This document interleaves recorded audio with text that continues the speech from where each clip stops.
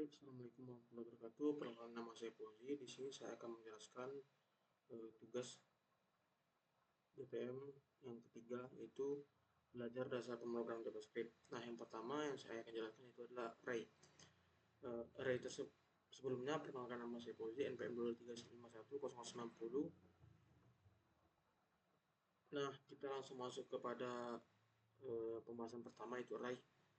Array adalah lari atau kumpulan data yang memiliki tipe yang sama dan disimpan dalam lokasi memori berurutan. Array merupakan fitur dasar dalam sebagian besar bahasa pemrograman. Cara mendefinisikan array adalah dengan menggunakan tanda kurung, siku, dan ukuran array sebagai argumennya. Nah, di sini cara mendefinisikan array adalah dengan menggunakan tanda kurung, siku, dan ukuran array sebagai argumennya. Contohnya di sini adalah let angka kurung siku, yang mana array tersebut mengandung variabel atau nilai 10, 20, 30, 40, 50 yang berisikan 5 elemen, yang mana masing-masing nilai tersebut dipisahkan dengan tanda koma. Nah, selanjutnya adalah cara menambah elemen pada array. Untuk menambahkan elemen ke akhir array, kita bisa menggunakan metode push. Metode ini bisa menambahkan satu atau lebih elemen ke akhir array dan mengembalikan panjang array yang baru. Contoh di sini adalah kita buat nama variabel let angka, yang mana dalam variabel tersebut atau dalam array tersebut terdapat nilai 10, 20, 30, 40, 50, dan kita konsol log agar nantinya menampilkan array tersebut di konsol.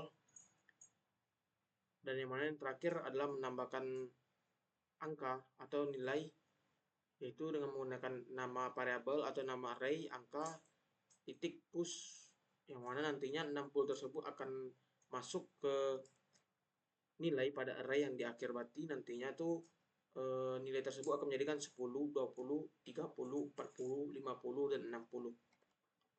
Nah, cara menghapus elemen pada array, kita bisa menggunakan metode pop. Akan menghapus elemen terakhir dari array, mengubah array asli, dan mengembalikan elemen yang dihapus. Jika Anda memanggil pop pada array kosong, maka akan mengembalikan nilai undefined. Nah, cara mengubah elemen pada array, merubah elemen yang menggunakan indeks. Jadi, contohnya tadi di sini, array yang indeks kedua yaitu adalah 30. Ketika kita mengubah dengan menggunakan indeks, yang mana kita masukkan nama array-nya angka dan indeksnya kedua menjadi 100, nantinya nilai tersebut akan berubah menjadi 10, 20, 100, 40, 50, 60. Selanjutnya adalah metode dalam array. Ada 4 metode yang paling sering dipakai untuk menambahkan dan menghapus elemen dari sebuah array. Yang pertama adalah push, pop, shift, dan unshift. Nah, kita masuk kepada function. Definisi function yaitu adalah fungsi dalam pemrograman adalah blok kode yang melakukan beberapa operasi dan dapat dipanggil berkali-kali dalam program. Fungsi dapat membantu programmer dalam mengorganisasi kode secara efisien sehingga memudahkan pemeliharaan dan pengujian kode. Cara memanggil fungsi itulah cukup sederhana. Kita hanya perlu menuliskan nama fungsi yang telah didefinisikan sebelumnya, lalu diikuti oleh tanda kurung kurawal, tanda kurung biasa. Nah, pengembalian nilai. Fungsi yang didefinisikan dengan tipe pengembalian harus menyertakan ekspresi yang berisi nilai yang akan dikembalikan. Parameter dan argumen. Nilai yang dideklarasikan dalam suatu fungsi saat fungsi tersebut dipanggil dikenal sebagai argumen. Sementara variabel yang didefinisikan suatu fungsi tersebut dideklarasikan dikenal sebagai parameter. Nah, selanjutnya kita masuk pada looping. Looping atau perulangan adalah proses perulangan suatu blok pernyataan sebanyak yang diinginkan dalam pemrograman komputer.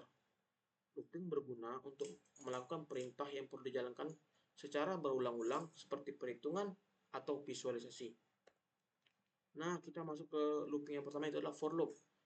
Perulangan for adalah suatu bentuk proses pengulangan ketika kegiatan pada suatu segmen atau lebih secara berulang-ulang selama yang dijadikan acuan tersebut tidak terpenuhi dengan baik. Selanjutnya adalah while loop. While loop. While loop adalah struktur pemrograman yang memungkinkan pengulangan serangkaian instruksi hingga kondisi tertentu tidak berlaku. While loop merupakan konsep dasar dalam pemrograman yang berguna untuk memprogram yang efisien dan dinamis. Selanjutnya adalah do while. Do while adalah perulangan yang mengeksekusi blok kode setidaknya sekali sebelum memeriksa kondisi. Perulangan ini akan terus berulang selama kondisi yang ditentukan benar. Nah, nantinya berarti perulangan do while itu akan mengeksekusi terlebih dahulu baru mengecek. Nah, perbedaan while dan do while itu adalah perulangan do while adalah berbeda dengan perulangan while karena perulangan while memeriksa kondisi sebelum mengeksekusi kode. Perbedaan utama lainnya adalah bahwa iterasi pertama dan perulangan do while menjamin akan berjalan, sedangkan perulangan while tidak selalu berjalan. Kita lanjut ke modulus. Operator modulus digunakan dalam pemrograman untuk mencari sisa pembagian dari suatu bilangan terhadap bilangan lainnya. Pada pemrograman dikenal sebagai operator atau yang disebut dengan modulus. Operator ini digunakan mendapatkan sisa hasil bagi dari suatu bilangan terhadap bilangan lainnya. Contoh, 5 modulus 2 sama dengan 1. Terakhir adalah for in dan for out. For in itu adalah mengulangi properti dari suatu objek. For in cocok digunakan untuk mengakses properti dari objek termasuk properti yang diwarisi. For out mengulangi nilai dari suatu objek yang dapat diiterasi seperti array, map, set, dan string. For out juga cocok digunakan untuk mengakses nilai langsung dari iterable, seperti elemen-elemen dalam sebuah array atau karakter-karakter dalam sebuah string. Baik, sekian dari penjelasan saya. Jika ada salah kata, mohon dimaafkan. Saya akhiri. Assalamualaikum warahmatullahi wabarakatuh.